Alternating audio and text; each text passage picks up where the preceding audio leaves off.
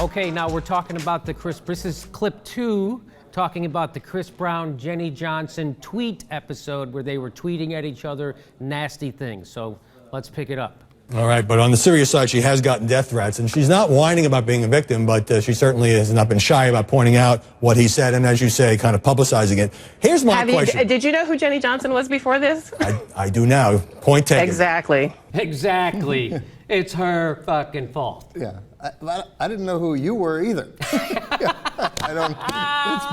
It's been good for everyone. By the way, Jenny Johnson has turned down all the thing Jenny Johnson did was retweet what Chris Brown tweeted at her, quoted it, and then added her own response.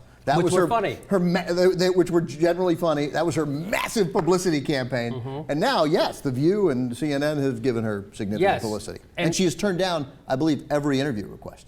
And everybody wanted her on the shows, and she wouldn't go on. Yes, she won't go on any shows. She doesn't want to, because she's getting death threats and stuff like that.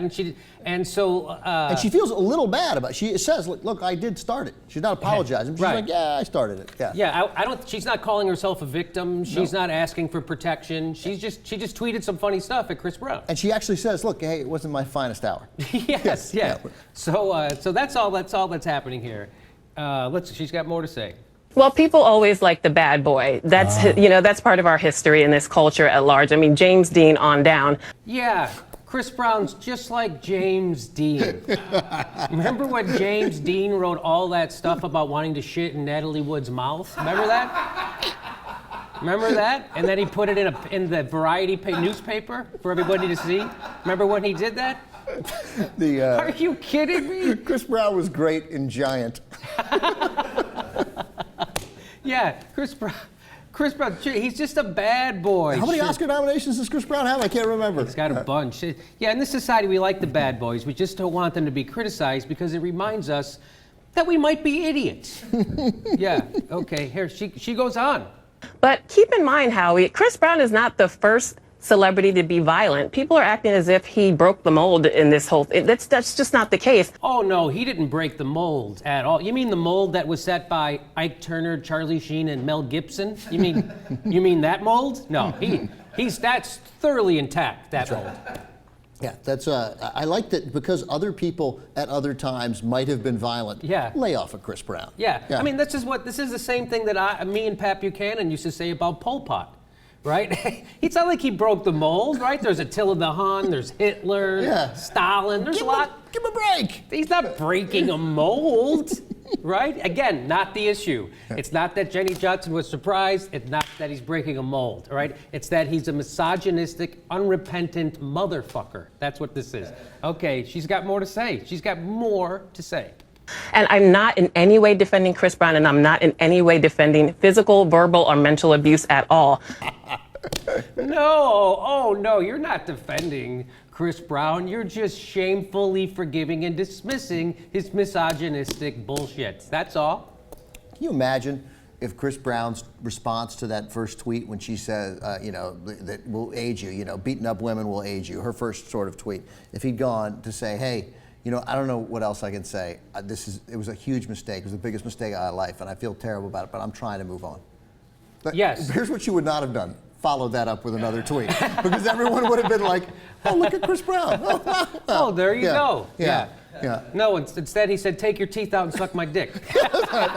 Right, there were two choices. Yeah, it could have gone either way. With a fork in the road. He took the road less traveled. He did take the road less traveled. He's a regular M. Scott Peck, this Chris Brown, I gotta tell you. Okay, so it's good, nice to see you're not defending him. But I think there's a but coming. But to be clear, he's not the first person who's done this. I mean, Sharon Osbourne has been very vocal about the fact that Ozzy Osbourne almost choked her to death in 1989, and now they're regarded as this loving British couple, and they're dominating the airwaves. So I just don't understand why people are still vilifying this person. Rihanna has clearly moved on. His fans have clearly moved on. Why hasn't Jenny Johnson, a mother of two, moved on? Yeah, he's not the first guy to beat up his girlfriend. So can we all please just forget about this until nobody does it anymore? Right, that's the way to get change in this country. Yeah. Don't talk about it, do nothing. And then eventually... The way you fix things is to ignore them. We've all learned that from the Bush administration. That's right. That's what my mother always said. Just leave it. Someone else will do it. I mean, yes. I mean, the point here is, and a very good point here Lola makes, is that we need to forget this whole thing, or we might lose our ability to forget things. And by the way, she finishes up strong by again calling her a mother of two. She has Call her a mother of two. Has no kids. I don't know. And even if she did, what does that have to do with anything? If you have kids, you're not allowed to tweet funny things anymore at celebrities? Yeah, it makes her seem vaguely unfit to be a mother. It's a very subtle way. Oh, is that what she's doing? Like who would get into this sort of that it's not that a mother should behave in a more dignified manner. Oh, okay. But she only has dogs, so she can do whatever the fuck she wants. Right. Me too. So this is okay. That's fine. You're good. Okay. You know, it strikes me, I was reading a lot of tweets on Thanksgiving Day after NBC's Matt Lauer, was the moderator of the Thanksgiving Day parade, and people were ripping Matt Lauer because he mispronounced the name of his song. I mean, it really has become, I think Twitter is great. It's the new water cooler, it's the new AP, but it really has become a place where a lot of abuse can get thrown at people who are public figures. It's interesting because, first of all, I don't understand why people had nothing better to do on Thanksgiving than to rip Matt Lauer. How bad was the turkey? How bad was the stuffing? All you had to do was rip Matt Lauer. Yeah, I don't understand how people don't have anything better to do than complain about how people don't have anything better to do than to rip Matt Lauer. Is that what we're saying here?